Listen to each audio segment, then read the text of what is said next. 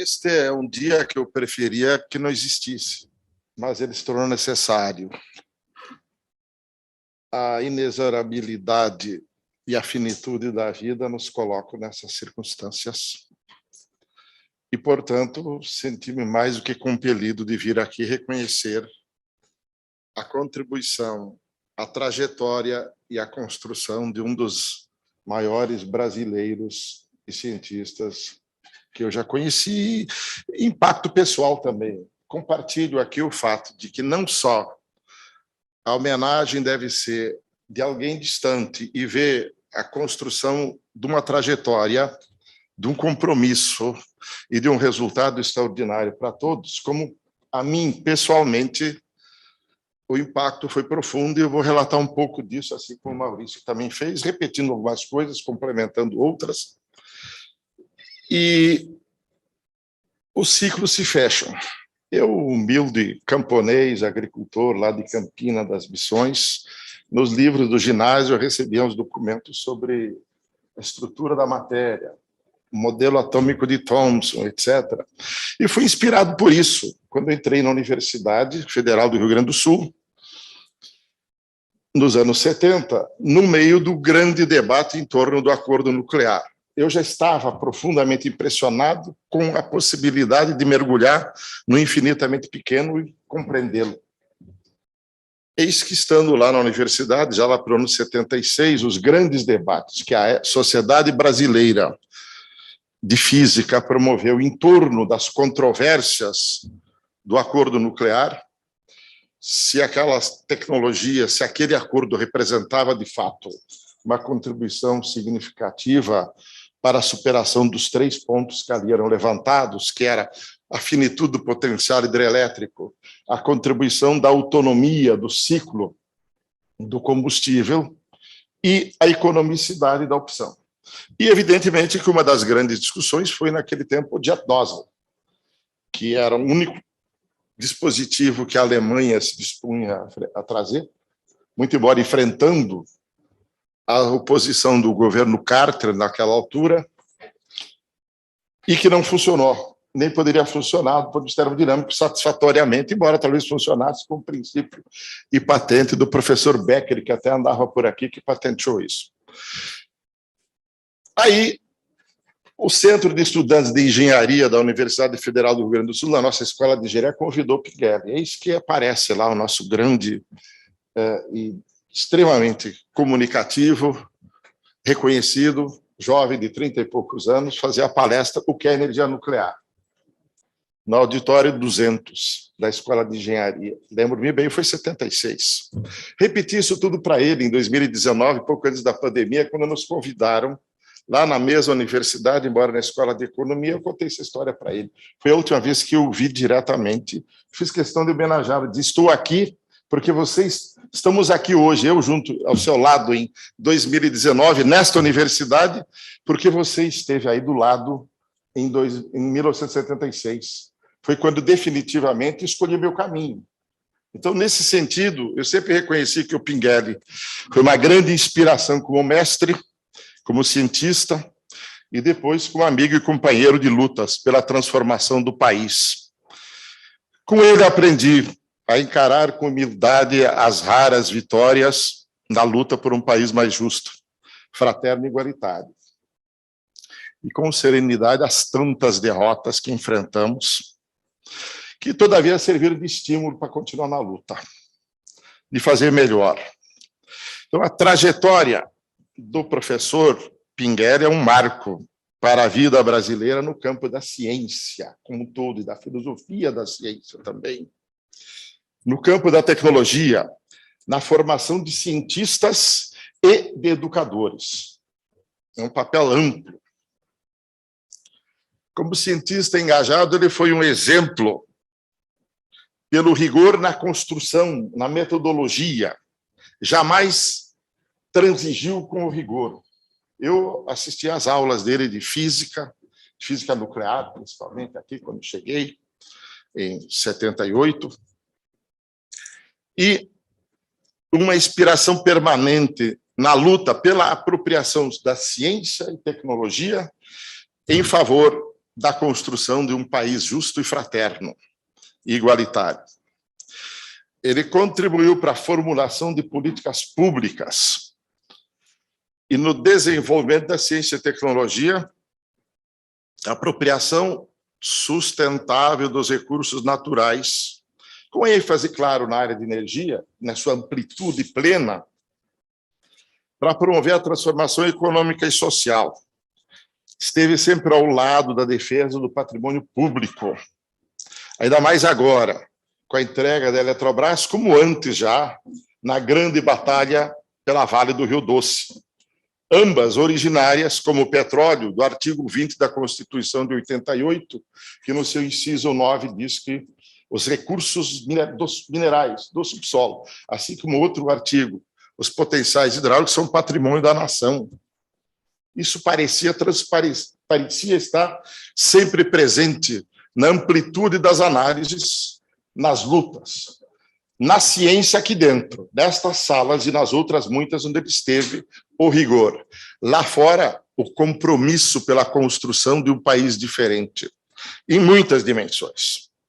Portanto, seu exemplo e inspiração permanecem para acalentar o sonho de uma sociedade fraterna, acolhedora, justa, nestes tempos sombrios da luta atual e para as gerações futuras. Eu acho que esta é a síntese do que eu consegui recuperar no trágico dia 3 de março, para me referir ao impacto que ele teve na modesta leitura minha, sobre a minha trajetória pessoal, mas, acima de tudo, a sua contribuição com o país. É claro que agora eu também pretendo rememorar alguns episódios que eu considero importantes, inclusive a ferina e fina ironia com que ele era capaz de destruir debates. Algo extraordinário. Um deles eu vou relatar depois aqui, são tantos. Porque quanto mais acirrado o debate, mais, às vezes, algumas palavras colocadas como uma espada cravada no peito destruíam os adversários. Era um grande orador também por isso, construtor de argumentos sólidos e convincentes. Não foram suficientes para que não fôssemos derrotados. Lembro-me bem da história de que, em 99, ele nos visitava lá na Universidade de São Paulo para participar da banca de doutorado de um colega nosso. E nós estávamos debater o momento duro das reformas liberalizantes comandadas por FHC. E no debate surgiu a história do mercado. O problema é como vamos transitar agora do sistema regulado, controlado, patrimônio público, transformado em benefício social pelas relações de mercado, naquele tempo a dupla marginalização, no mercado da produção e da comercialização. E eu falava do mercado para lá e para cá, chega ele, Hildo, eu fui um capitão, me diga onde está esse mercado e que eu ainda sei atirar. Quer dizer, nós tínhamos já então o nosso capitão. E outras tantas, lá em Brasília, na Câmara, no Senado e nos debates públicos. Mas, como eu dizia antes, para rememorar um pouco da história, para aqueles que são mais novos, eu conheci no âmago do debate do acordo nuclear, que me inspirou e fez minha carreira também. Afinal, vim para cá em 78. Fiz aquele curso de um mês ou dois, preparatório, janeiro e fevereiro de 78, para selecionar os que entrariam no programa nuclear. Terminado o programa, anuncia Pinguelli, Juan Bautista Soto Resles, Adilson de Oliveira e Nelson Maculan Filho, que estava para ser instalada aqui a área interdisciplinar de energia, que recrutaria alunos do programa nuclear, os recém-ingressos. 3 dos nucleares vieram para cá, para a área de energia, eu, mais 2. E outros do programa de engenharia de produção e de engenharia de sistemas. E a inspiração muito clara daquele que foi um cadete de agulhas negras, transitou pelo IME, construiu sua trajetória no Instituto de Física. E, na área nuclear, de repente, pareceu-me, olhando em retrospecto, o quanto marcou para ele, provavelmente, o debate, em torno da questão nuclear em si, mas o choque do petróleo de 73, o choque que via logo depois, quando já estávamos aqui, em 79, que prostrou aquilo que os militares anunciavam como um milagre brasileiro. Taxas de crescimento, naquele tempo, como os de hoje da China. O choque do petróleo, de um lado, a Conferência de Estocolmo, de 72, do outro. Me parece que foi esse o elo inspirador do irrequieto, jovem, dinâmico, amplo professor, para propor esta nova área. O primeiro artigo que eu li dele, inesquecível, A Gangorra do Petróleo, numa ciência hoje, nessa época exatamente. Nunca mais esqueci. E eu, que já tinha esta enorme admiração e reconhecimento pela capacidade de síntese, de convencimento, evidentemente que tomei o desafio de encarar a área de tecnologia. Eu mantive o meu pezinho lá na nuclear, terminei todas as disciplinas, e ele foi meu orientador de mestrado. Provavelmente o primeiro dessa área aqui, junto com outro engenheiro nuclear, o Arnaldo, lá da Eletrobras, que depois me fez voltar ao lugar dele lá no MIT, onde eu me exilei por 4 anos. E conheci lá um grande amigo dele também, o Noam Chomsky, que era Institute Professor, que é acima do titular, e que dava aula em que queria, embora não colocasse no catálogo as disciplinas dele que não fosse de linguística. Eu procurei, porque não está lá. Esses caras, toda vez que eu dou aula sobre política do Oriente Médio, da América Central, e organizamos várias passeatas lá, contra o massacre de Sabra e Shatila, e outras questões lá do Líbano, da Palestina e da América Central. Somos este mesmo, uma grande figura.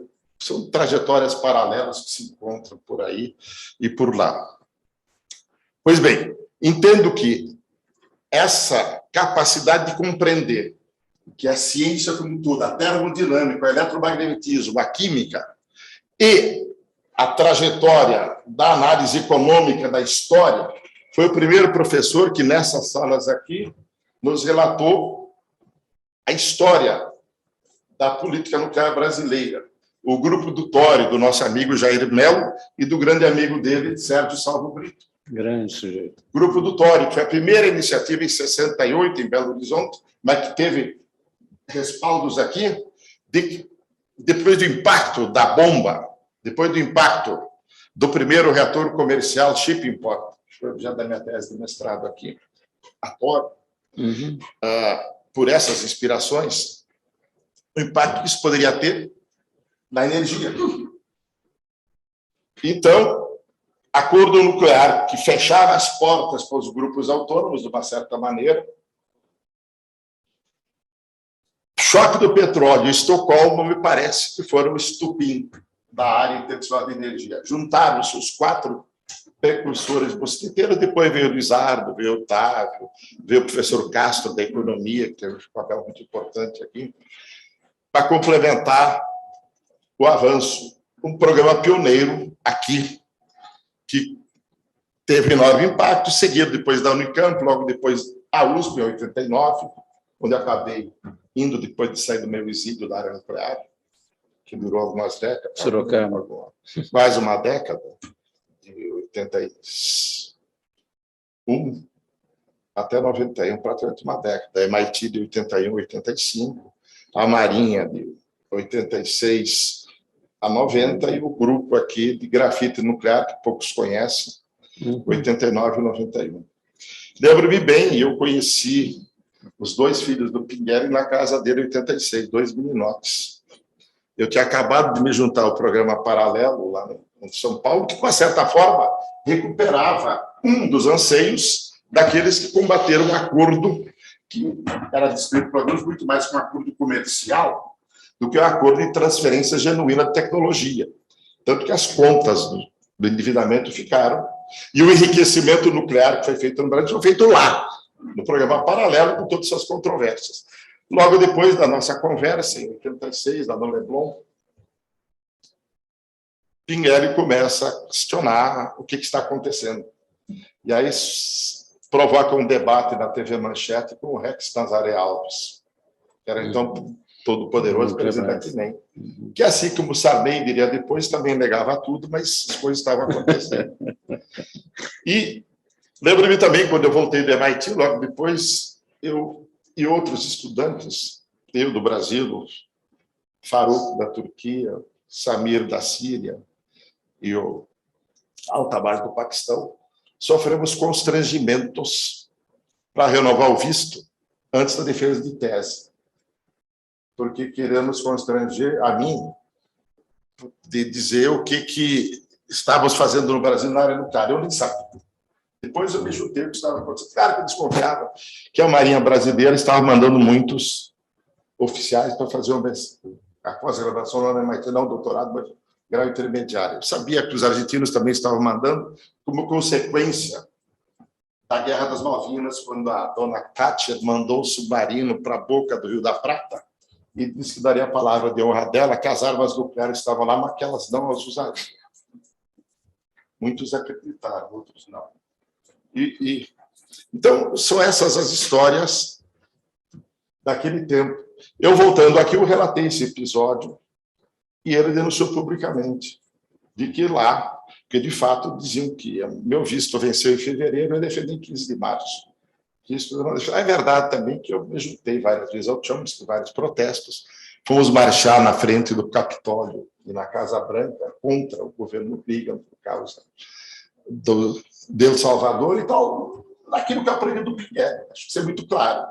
Com ele depois, antes já havíamos marchado aqui em defesa do Clube de Engenharia, do Sindicato dos Engenheiros e do CREA, para se terem transformados em instrumentos de luta pela democratização. Então, o exemplo concreto dele que me movia também, rigor na ciência, mas ciência com o sentido da construção de um país, compromisso de sociedade. E acho que tentei aprender. Então, assim andamos. E os grandes enfrentamentos vieram. Obviamente que já no governo Itamar Franco, que sucedeu a tragédia do Collor, que só agora tem uma tragédia maior, e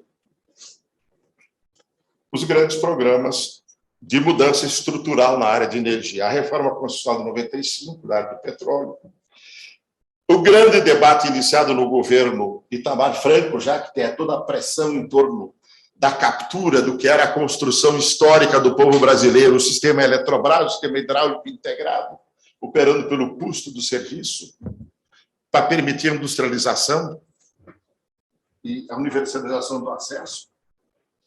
E essas trajetórias do conceito de Washington caminhando não para a direção, claramente inspiradas ali. Eu não olho para você por causa disso, não. Estou aqui só. Não tem nada a ver com o conceito de Washington. Nada disso. E depois, então, a Lei 8978, que foi a Lei 8987, desculpe, de 13 de fevereiro de 95, culminou com a criação da Lei das Concessões, que transformava o caráter da forma de operar todos os serviços públicos, mas com particular ênfase, o que mais lhes interessava, onde mais excedente econômico havia. Isso estava claro para nós. E o setor hidráulico seria isso, a energia hidráulica, porque lá, transformado, criando um mecanismo de mercado competitivo, obviamente, com o excedente econômico entre os custos. E os preços seriam muitos. E assim foi. E essa trajetória de expansão. Logo depois veio, já no governo Fernando Henrique, ambas, logo em seguida, em julho, 7 de julho de 95, a Lei 9074, que depois da árdua luta prorrogou as concessões por até 20 anos, algumas até 35. E elas foram objeto depois da medida provisória de 2012, a 579, que deixou seus efeitos aí. De qualquer maneira, também, em 7 de maio de 97, a Vale do Rio Doce, que, como eu disse antes, faz parte da Constituição brasileira, dizer que o patrimônio público remanescente é o subsolo, os recursos minerais, os potenciais hidráulicos. Os eólicos, infelizmente, não estão, mas deveriam também estar. Fora a área nuclear. A Vale foi vendida por 3,3 bilhões de reais, algo como lucro de um ano e meio depois, hoje menos metade de um ano. E o Pinguelli liderou um grupo muito importante dos antigos engenheiros da Vale e que arduamente foi a público em todos os seminários e debates, assim como na Eletrobras, etc. Então, foram esses os anos 90, onde ele liderou e nós, muitos lá, estávamos juntos nos várias trincheiras, na Universidade de São Paulo, nas outras, e nos debates na Sociedade Brasileira de Física, na SBPE, na Sociedade Brasileira de Planejamento Energético, na SBPC, a promover os debates, a buscar outros caminhos. Pois fracassamos, então. Lembro-me bem que eu e ele, consultando aí nessas conversas, nós propusemos escrever em 99, logo naquela reunião lá, que ele disse, então, capitão, quem sabe atirar? Me diz onde está esse mercado. Essa pergunta que eu faço hoje. O mercado que é isso, o mercado que é aquilo. Onde é que ele está? Esse ser onipresente, tão poderoso, que subordina a todos. E aí começamos a rascunhar o que seria o livro A Memória dos Derrotados. Primeira tentativa. Pois que, de repente, o Maurício já se referiu a isso, temos um seminário lá no Senado Federal, na Câmara, sobre a crise. Estava lá até o então senador, então diretor da Petrobras, que depois seria senador, e o debate era esse. Alguns diziam, não, essa ameaça de racionamento, depressionando os reservatórios, é a ladainha de empreiteira que quer construir mais obra. O colega nosso lá da USP dizia isso. Não era bem isso, não foi bem assim.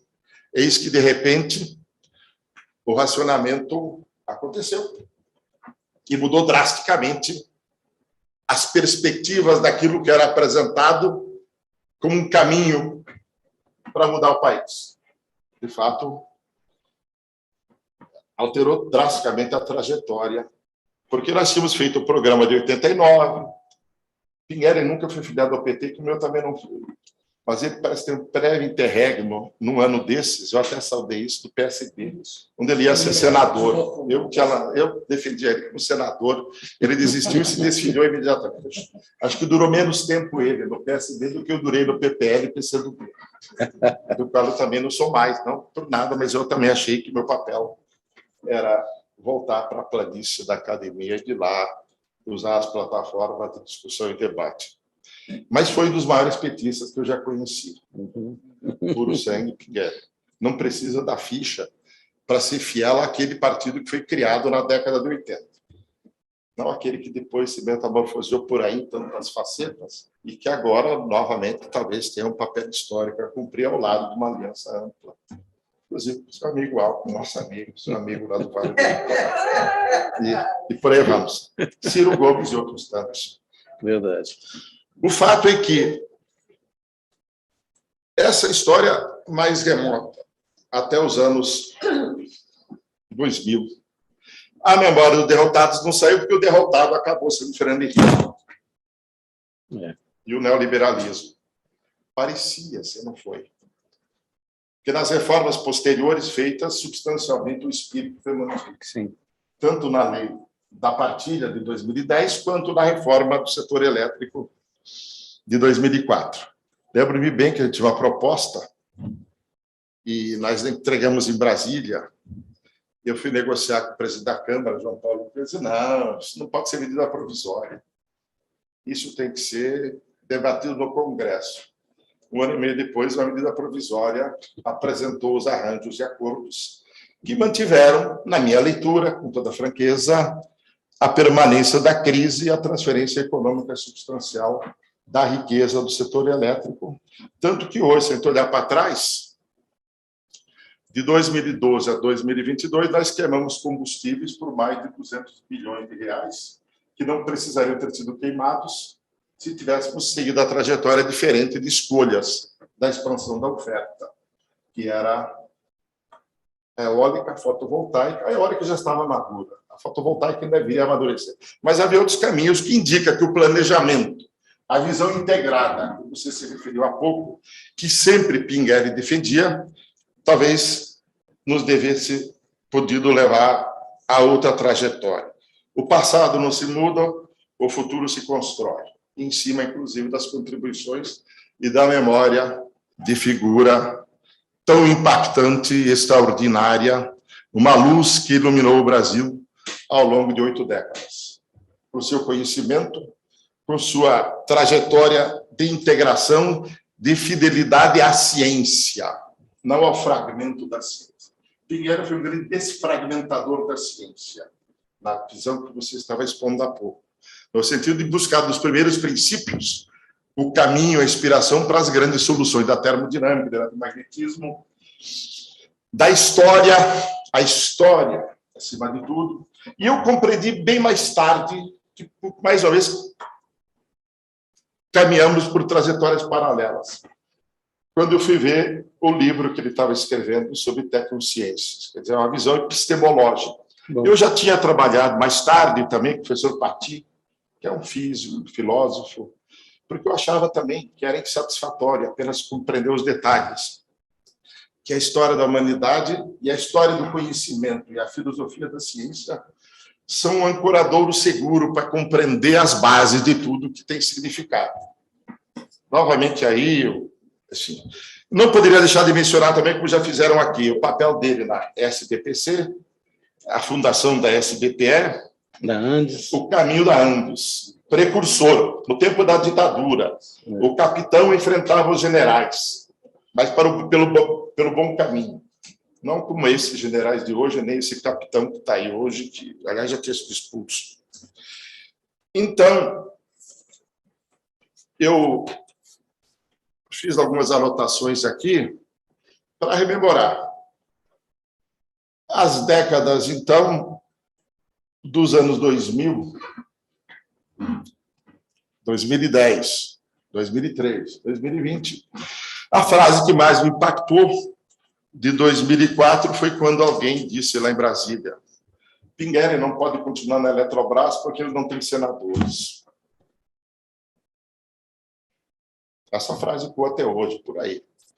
Foi, de fato, a metamorfose de um processo que levou a trajetória da negociação, do governo de coalizão, do compartilhamento dos espaços, da nomeação de despachantes de interesse em vários segmentos e que nos possivelmente levou à tragédia que hoje vivemos. A história nos indica que os processos têm origem, têm motivações, e a tragédia que vemos hoje talvez esteja em não termos ouvido mais o nosso grande mestre inspirador, com seu compromisso extraordinário em favor da ciência, seu compromisso na construção de uma sociedade diferente, a ética, a incapacidade de transigir em relação a qualquer princípio.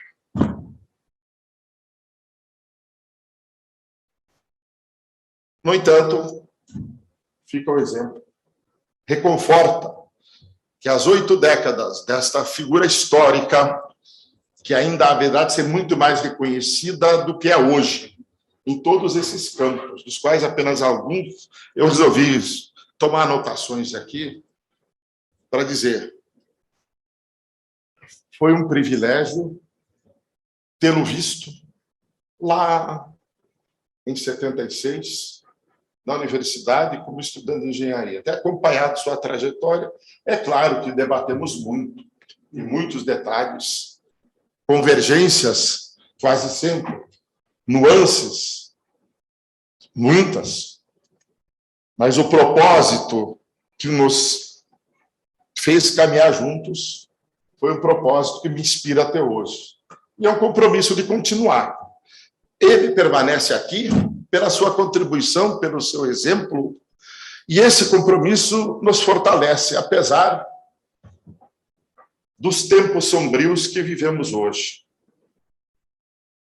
Mas é uma inspiração tê-lo tido, ter sua contribuição e vê-lo a continuar iluminando nossos caminhos aqui deste programa que ele ajudou a criar, desta universidade da qual ele foi um dos principais líderes até hoje, desta instituição, a COP, do qual ele foi um dos baluartes, e de tantos de nós que hoje o veem como alguém cuja vitória, cuja vida, apesar da tristeza, por causa da finitude, inexorabilidade da nossa limitação de seres humanos, mas quando 80 anos assim se vão e ficam tantas coisas, o que vale dizer é que a celebração dessa existência nos deixa reconfortados e felizes. Afinal, são poucos os que tanto contribuíram quanto ele para transformar esse país, e tenho certeza que com o nosso esforço e das inspirações que ele inspira daqui para frente, este país encontrará seu caminho. Viva o professor Pinguelli. Muito obrigado.